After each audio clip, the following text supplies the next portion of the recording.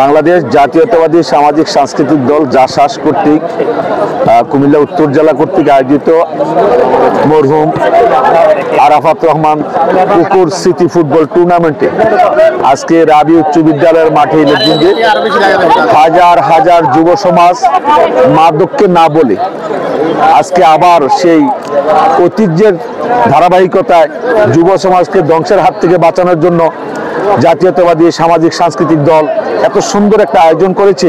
সেই সুবাদে বাংলাদেশ জাতীয়তাবাদী স্বেচ্ছাসেবক দল দাউদকান্দি উপজেলা শাখার পক্ষ থেকে কুমিল্লা সদর উত্তর রাজনৈতিক জেলা শাখার জাসাসকে অভিনন্দন জানাচ্ছি। পাশাপাশি আজকে এই খেলায় প্রতিদ্বন্দ্বিতা করছেন বাংলাদেশ জাতীয়তাবাদী সামাজিক সাংস্কৃতিক সংস্থা তিতাস উপজেলা বনাম কুমিল্লা সদর উত্তর রাজনৈতিক জেলা সামাজিক সাংস্কৃতিক দল। আমরা উভয় পক্ষের খেলা অনুভব করলাম।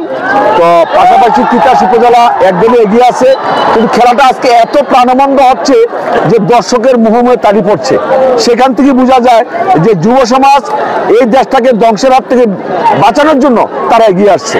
এবং আজকে তারেক রহমান সাহেব যে উদ্যোগ নিয়েছেন যে বাংলার ঘরে ঘরে আমাদের ঐতিহ্য ফিরিয়ে আনতে হবে, আমাদের সংস্কৃতি ফিরিয়ে আনতে হবে, আমাদের শিক্ষা ব্যবস্থা ফিরিয়ে আনতে হবে, সেই ধারাবাহিকতায় আজকের এই অনুষ্ঠানটা সুন্দর এবং সার্থক হোক।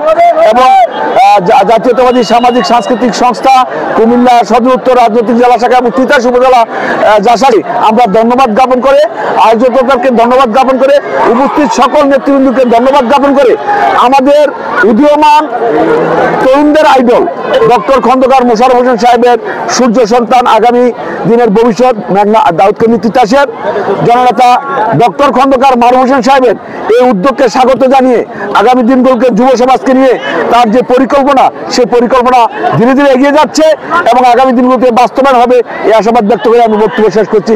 আসসালামু আলাইকুম।